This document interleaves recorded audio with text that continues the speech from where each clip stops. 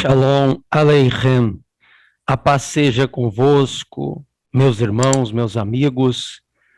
Vamos para mais uma lição da nossa escola bíblica para novos convertidos. É o discipulado e estamos na lição de número 11 e eu imagino que se você chegou até aqui é porque evidentemente você deve ter assistido já a lição de número 1 até a de número 10.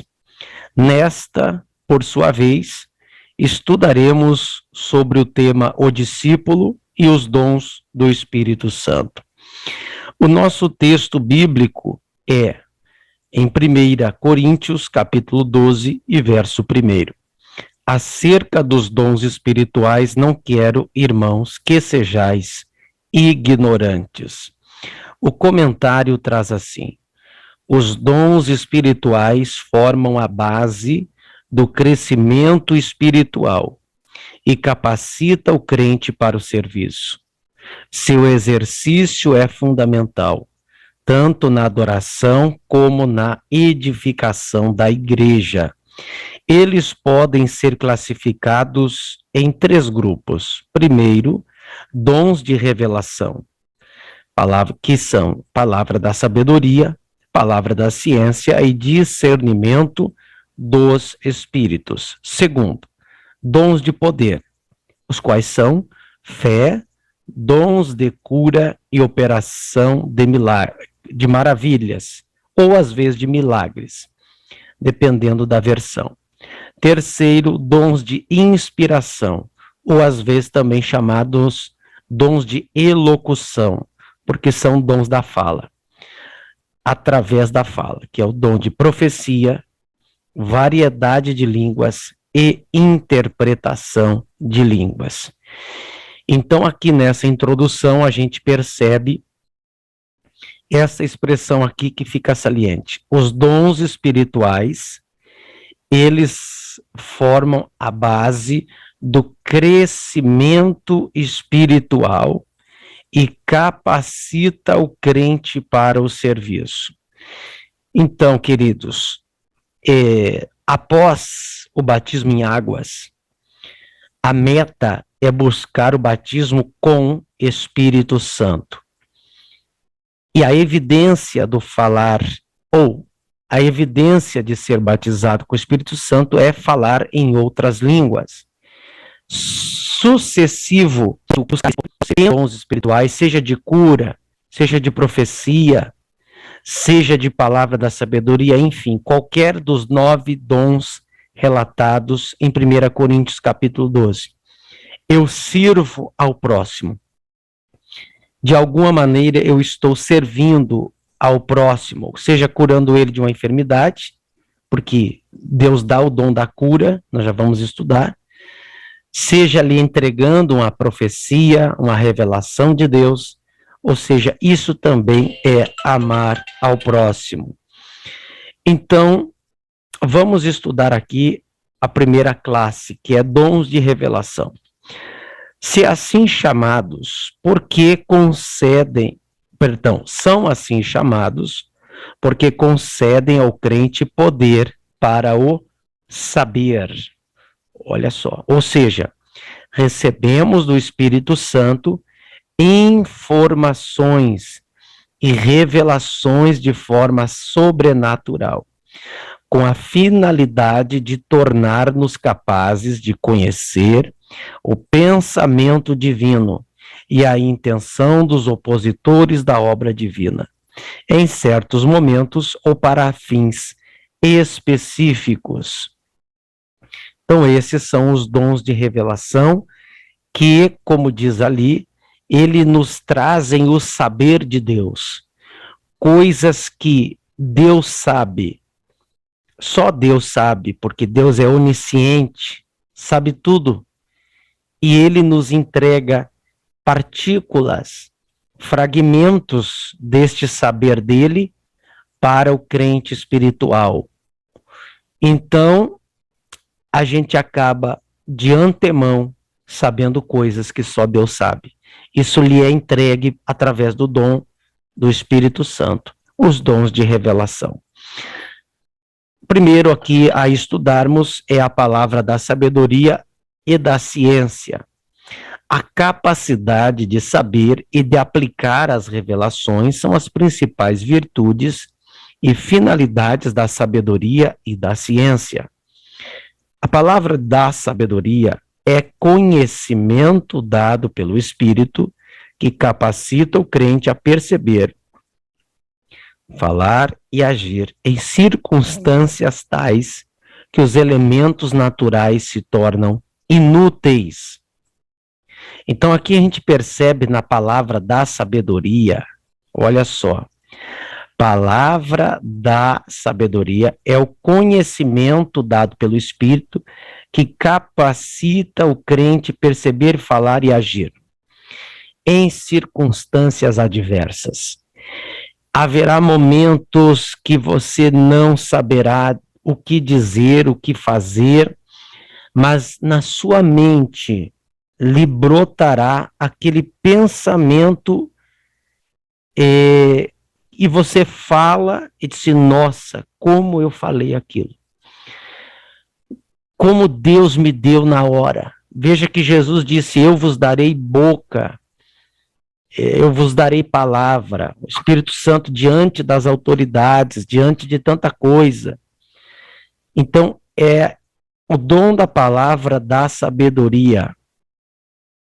Vale lembrar que isso aqui não é um dom que se obtém estudando. O crente deve ler a Bíblia, estudar a Bíblia, mas isso aqui é algo sobrenatural, que em algum momento Deus vai te dar a capacidade de perceber, falar e agir, que até você ficará surpreendido. A palavra da ciência ou do conhecimento, também, aqui já é outro, né? Não provém de habilidades humanas, ou seja, não é por faculdade, não é por pós-graduação, não é por mestrado, não é por muito estudar a Bíblia, não, a Bíblia é importante estudar, a palavra de Deus, mas aqui é outra coisa. Não é adivinhação, fenômeno psíquico, perceptivo ou telepático. Leia Deuteronômio 18, 9 a 12. E nem tampouco é o resultado de um profundo conhecimento bíblico e teológico, era o que eu acabava de falar. Não, não é isso. Não é por muito estudar, não é assim. Vamos ver aqui. A palavra da ciência é uma revelação sobrenatural que Deus concede aos crentes em certos momentos de suas vidas, com a finalidade de socorrer os seus e manifestar a sua glória e poder. A palavra da ciência e da sabedoria se completam.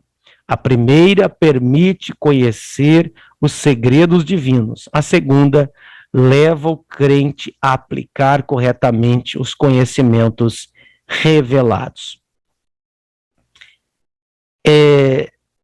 Então aqui perceba que a palavra do conhecimento tem a finalidade de socorrer os seus e manifestar a sua glória. No Antigo Testamento há um episódio que o rei da Síria chegou lá no livro de Reis e diz, quem aqui dos meus é contra mim? Aí um levantou-se e disse, meu senhor, ninguém é contra ti. Acontece que lá em Israel há um profeta que ele sabe até o que tu fala estando na tua cama de dormir. Ou seja, foi revelado ao profeta Eliseu as estratégias militares da Síria e ele contava ao rei de Israel. Houve caso em que o profeta Samuel disse ao rei Saul, as jumentas que tu procura estão em tais e tais lugares. Quer dizer, a palavra do conhecimento, ele sabia o que Deus conhecia. Então são fragmentos que Deus sabe, que Deus conhece, e ele revela a nós outros. Quando Geazi, o moço de Eliseu, foi até Naamã extorquir dinheiro dele, conseguir benefícios para si, disse o profeta Eliseu: não foi o meu coração contigo? Quer dizer, manifestava muito em Eliseu, manifestou esse dom no profeta Samuel, manifestou até em várias circunstâncias da Bíblia a gente percebe. No Senhor Jesus, ali no apóstolo Pedro, em Atos, quando ele sabia, através do Espírito Santo, que Ananias e Safira haviam retido parte do valor de um bem que eles haviam vendido, de uma propriedade. Então, são os dons do saber e do conhecer de Deus, coisas que só Deus sabe, só Deus conhece, mas ele revela para os seus. Discernimento de espíritos. Como as palavras da ciência e da sabedoria, o dom de discernir os espíritos é uma capacitação sobrenatural do Espírito Santo que permite conhecermos a natureza e o caráter dos espíritos. Ajuda o crente a separar o falso do verdadeiro, o puro do impuro, o santo do pecador, o joio do trigo e, especialmente, a intenção dos corações. Leia 1 João, capítulo 4 e versículo 1. Então, o dom de discernir os espíritos é, através do dom do Espírito Santo, conhecer a natureza e o caráter dos espíritos. Então, isso é interessante. Por exemplo, Paulo, no livro de Atos, ele discerniu que aquela jovem, ela tinha, dando lucros aos seus senhores, ela chegou dizendo: vocês são servos do Deus Altíssimo. E Paulo disse para ela: sai desta moça, ou seja, sai dela, espírito imundo, espírito de adivinhação. Então, quer dizer, Paulo discerniu que aquele aparente dom de adivinhação que aquela moça tinha registrado no livro de Atos, nada mais era do que um espírito maligno que agia sobre aquela moça. A Bíblia diz em Atos 16, uma jovem que tinha um espírito de adivinhação, e Paulo repreendeu aquele demônio. Então, é a gente discernir o caráter dos espíritos. Se é o espírito maligno que está usando alguém, se é o Espírito Santo ou se é a natureza humana, se é a natureza carnal de uma pessoa. Tá? Então, isso é importante, esse dom de discernir as intenções do coração, discernir a pessoas falsas, pessoas hipócritas, pessoas fingidas, a intenção dos corações. Então, isso é muito importante que busquemos esse dom. Vale lembrar que esses dons são buscados em oração. Devemos continuar, uma vez batizados em águas, uma vez batizados com o Espírito Santo, muitos se contentam pelo fato de falar em línguas, mas nós devemos ir mais além e buscar estes dons. Já imaginou? Você conversar com uma pessoa e discernir: não, isso é falsidade. Não, isso é o espírito maligno usando ela. Não, esta pessoa é fiel, esta pessoa é de Deus, esta pessoa é hipócrita. Quer dizer, esse dom de discernimento, ele é muito importante para a manutenção da obra de Deus, para o trabalho espiritual. O exemplo é do Antigo Testamento, o profeta Eliseu. Olha só, Eliseu evidenciou realmente muito esses dons em sua vida. O profeta Eliseu, o homem de Deus, desmascarou o espírito do engano em seu servo que desejou tomar de Naamã um talento de prata e 2 mudas de roupa. É o que eu falava antes. Com o pagamento da cura de sua lepra, o pobre Geazi herdou apenas a lepra, veja só. Os que compram e vendem os dons de Deus morrem leprosos. Misericórdia, mas é verdade. Mesmo que esta doença não seja visível no corpo, inunda. Vamos ver aqui, mais acima. Inunda a alma com a imundícia deste pecado, chamado de simonia. Olha que coisa terrível. Exemplo no Novo Testamento. Então, ali o caso de Geazi, eu havia explicado antes, né, em que Eliseu, ele tem, então, essa revelação. Exemplo do Novo Testamento é que este dom se manifesta em todo o seu vigor, revelando os espíritos maus, enganadores nos últimos tempos. Atos 16, né, era o caso que eu falava antes. Paulo enfrentou uma situação na qual precisou discernir os espíritos. Ele conheceu a origem daquela bajulação, olha só. Porque aquela jovem dizia: estes homens que vos anunciam o evangelho, o caminho da salvação, são servos do Deus Altíssimo. Até aqui, perceba que não tinha nada errado. Não era nenhuma mentira. Estes homens anunciam o caminho de Deus, são servos do Deus Altíssimo. Mas Paulo discerniu que aquilo era um espírito maligno e ele expulsou dela. Expulsou o demônio em nome de Jesus. Os crentes precisam exercer este dom na atualidade. Quando o espírito de mentira está em muitos lábios, tanto ou mais que nos dias dos apóstolos, verdade. Dons de poder. Os dons de poder são dom da fé, dom da cura, dons da cura, de cura e operações de maravilhas. Eles concedem ao crente meios para realizar obras espirituais entre os homens. Os dons de cura e operação de maravilha. Os dons de cura são concedidos como uma solução divina, capaz de amenizar o sofrimento humano, através da fé em Jesus Cristo. Através da fé em Jesus.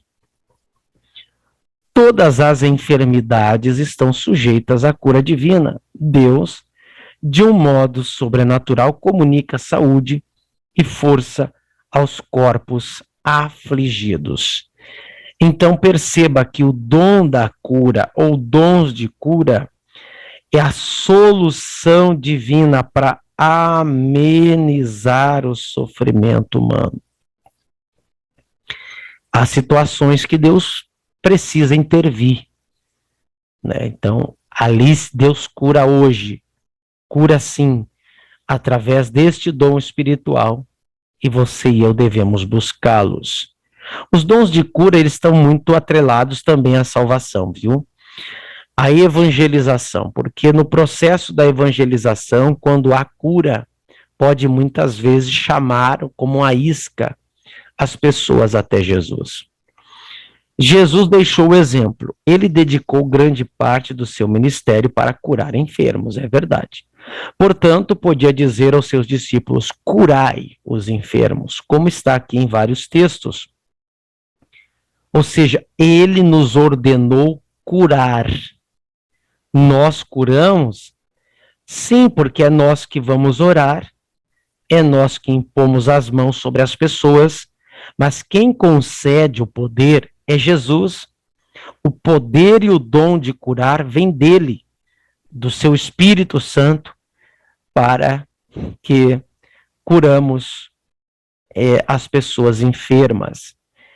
E quanta gente sofrendo por aí, sem recurso, às vezes tem o recurso, vai no médico, mas mesmo assim não obtém a cura. Jesus tinha pleno conhecimento das condições do homem sem Deus.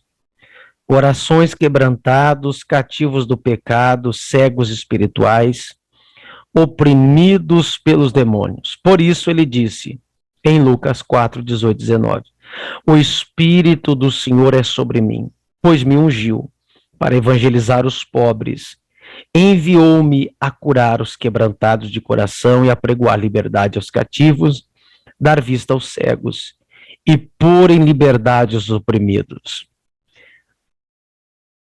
Anunciar o ano aceitável do Senhor. Como operam os dons de curar? A Bíblia apresenta os métodos utilizados no uso dos dons de curar. Você pode vê-los especialmente no ministério dos apóstolos Paulo e Pedro. Nos casos da cura do paralítico de Betesda e de Enéas, tanto Jesus como Pedro usaram apenas uma palavra de ordem, sem oração, imposição de mãos ou qualquer outra atitude. Jesus apenas ordenou: levanta-te, toma a tua cama e anda. Pedro declarou a Enéas: Jesus Cristo te dá saúde, levanta-te e faz a tua cama. Então, nos textos que percebemos aqui, às vezes uma palavra de ordem, às vezes uma palavra de ordem, que coisa tremenda. Olha como é lindo a graça de Deus. Apenas uma palavra de ordem. Às vezes nem chegou a orar, mas o dom estava ali, com o servo do Senhor. Aconteceu com Pedro. Apenas disse: Enéas, Jesus te dá saúde, levanta, faz a tua cama. Não chegou nem a orar. Tão cheio de Deus, tão cheio do dom, que Enéas, como é registrado no livro de Atos, foi curado na mesma hora. Glória a Jesus. Operação de maravilhas. Esse dom, chamado de operação de milagres, prodígios e sinais, se constitui em manifestações especiais do poder de Deus que fogem às limitações humanas. São superiores e inexplicáveis. Ele demonstra o poder de Deus na realização de coisas miraculosas e extraordinárias. Na operação dos poderosos sinais que envolve os milagres, o Supremo Senhor apenas usa da forma que ele quer as leis e forças por ele mesmo criadas em socorro dos seus filhos. Isso é milagre. Leia Gálatas capítulo 3 e versículo de número 5.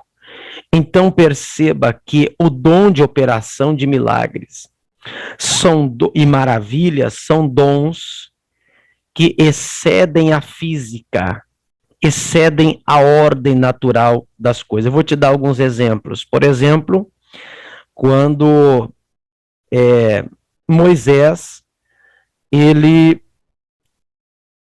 levantou o cajado e as águas do Mar Vermelho se abriram. Isso é um dom que precisa haver uma intervenção de Deus na física.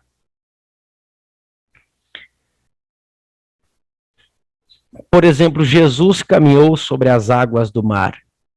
Isso é dom que excede a física. Pedro também caminhou quando convidado por Jesus, quando Jesus disse: Pedro, vem ter comigo sobre as águas. A sombra de Pedro curava, é registrado no livro de Atos. Então, são dons que excedem a normalidade da física, das leis da natureza. Que coisa tremenda! Deus faz isso. O dom da fé implica na capacidade espiritual e sobrenatural que conduz o crente a confiar em Deus, a fim de realizar proezas em nome do Senhor. Existe a fé natural, exercitada nas atitudes comuns do dia a dia, como tomar um ônibus, um avião, crendo que vai chegar ao destino. Todo mundo tem fé natural, crentes e descrentes. Há fé para a conversão, quando você creu em Cristo como seu Senhor e Salvador, exercitou a fé que salva. Crê no Senhor Jesus Cristo e serás salvo tu e a tua casa. Há também a fé-crença, que se refere ao que o crente crê e confessa, e se desenvolve através da meditação e do estudo da palavra de Deus. Mas no caso do dom, é a fé sobrenatural, capaz de movimentar os dons de curar e operação de maravilhas. Então perceberam aqui que o comentário fala de 3 tipos de fé. Primeiro, a fé natural. Todo mundo tem, até o descrente tem gente que crê que um galho de arruda atrás da orelha vai lhe ajudar, que um pé de coelho vai lhe ajudar, que a cabeça de um boi na porteira da fazenda vai ajudar, que plantar uma espada de São Jorge, aquela planta, né, na frente de casa vai lhe proteger. São fé natural, mas não serve para nada, porque é uma crença em amuletos, em fetiches religiosos. Existe a fé salvífica, que é aquela que nós cremos no Senhor Jesus para ser salvo. Existe a fé como dom. Aliás, os comentaristas dizem que não existe cura. Ninguém que vai orar por uma pessoa e exercitar o dom de cura nela, ou orar para que ela seja curada, ou o dom de operação de milagres e maravilhas, sem que ela tenha antes o dom da fé.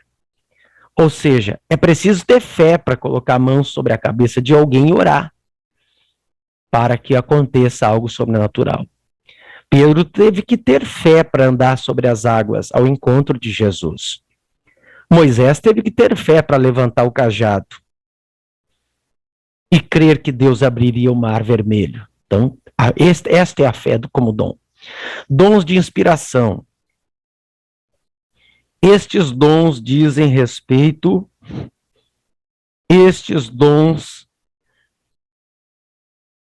à virtude do falar, ou seja, são dons relacionados à fala, não pela mente humana, mas pelo Espírito Santo.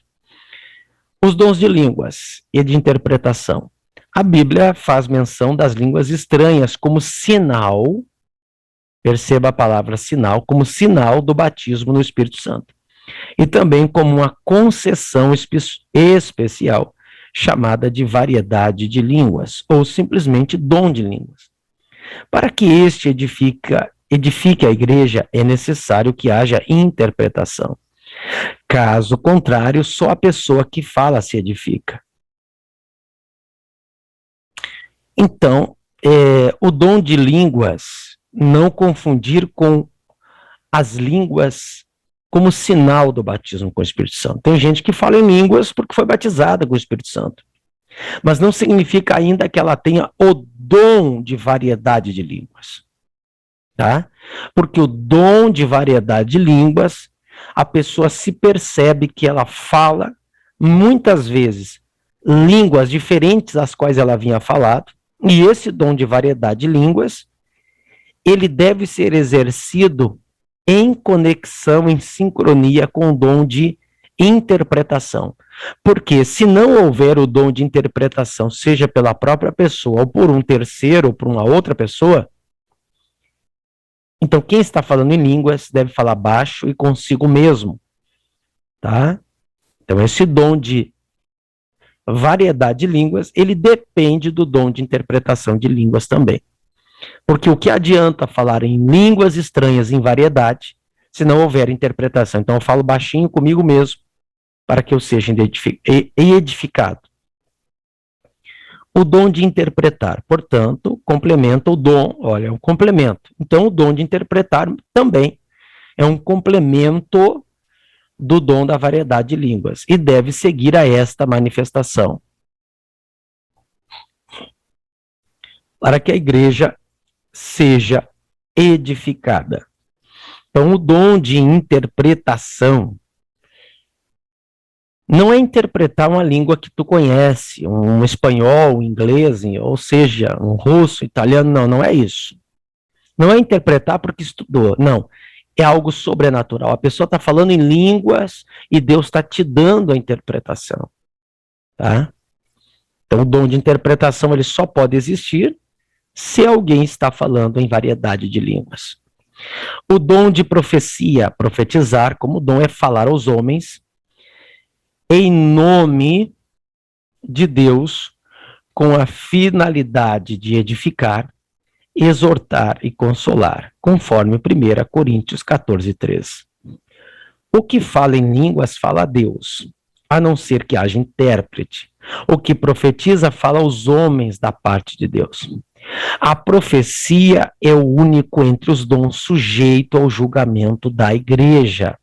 Ou seja, alguém está falando em português, né? Porque a profecia é geralmente quem está profetizando diz: assim diz o Senhor, eis que isso tá.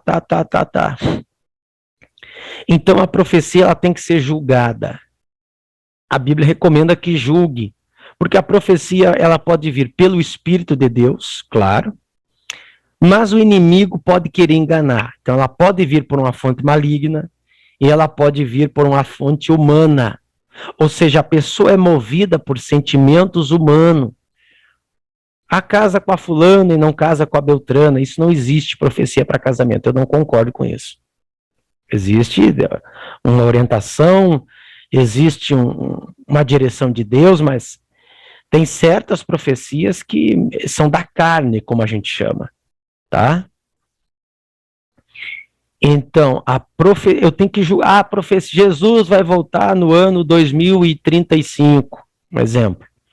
Jesus vai voltar no ano 2050, no dia 14 de maio, não sei. Tem que ser julgada pelo ministério. Não, isso é uma heresia, isso não é de Deus, porque aquele dia e hora ninguém sabe.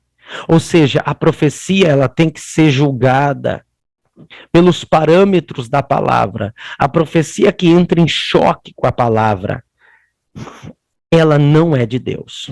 As fontes da profecia.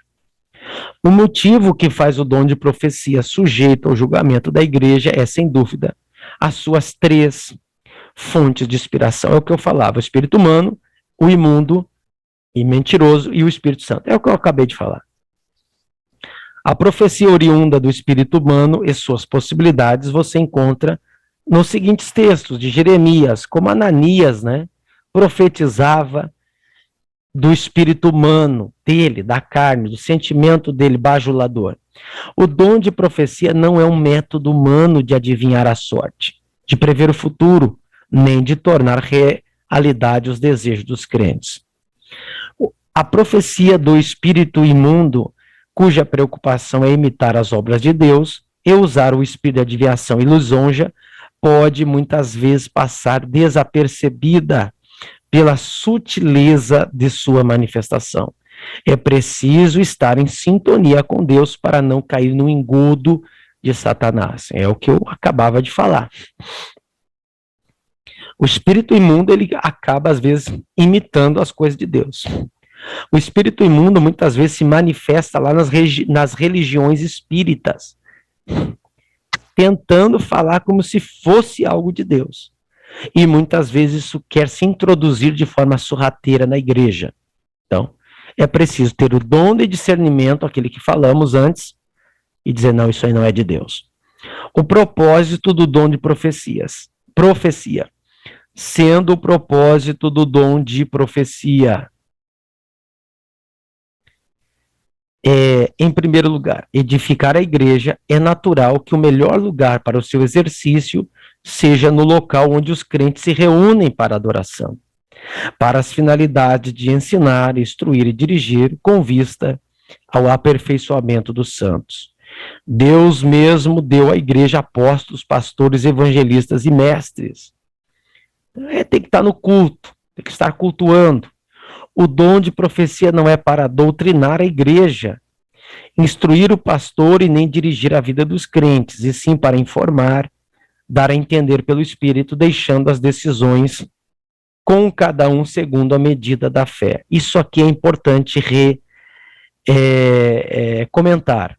Queridos, o dom de profecia, ele não é para doutrinar a igreja, nem para instruir o pastor e dirigir os crentes. A igreja tem um ministério, a igreja tem uma liderança, a igreja tem um pastor, ela tem o seu presbitério, o seu quadro ministerial de obreiros, tem um crivo. E estes homens são aqueles que dirigem a obra de Deus.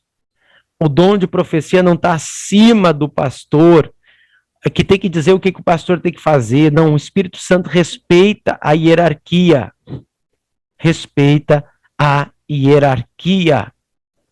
E o dom do Espírito Santo, ele só vem para informar, dar a entender, deixar algumas decisões segundo a medida da fé. Tá? É bom salientar esse detalhe. A irmã deu uma profecia e agora o pastor tem que fazer tudo o que ele... Calma, muita calma nessa hora. O dom não está acima. Ele vem para complementar, ele vem para dar suporte, mas não quebrando hierarquia e desorganizando a ordem que Deus estabeleceu da igreja.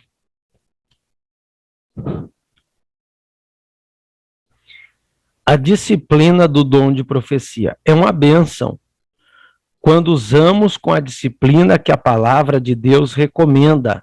Todos podem profetizar. Em cada culto, apenas 2 ou 3 devem profetizar. 2 crentes não podem profetizar ao mesmo tempo, pois criam confusão e deixam dúvidas sobre quem Deus está usando. Quer dizer, ao mesmo tempo, não. Quer dizer, o Espírito de Deus é ordeiro.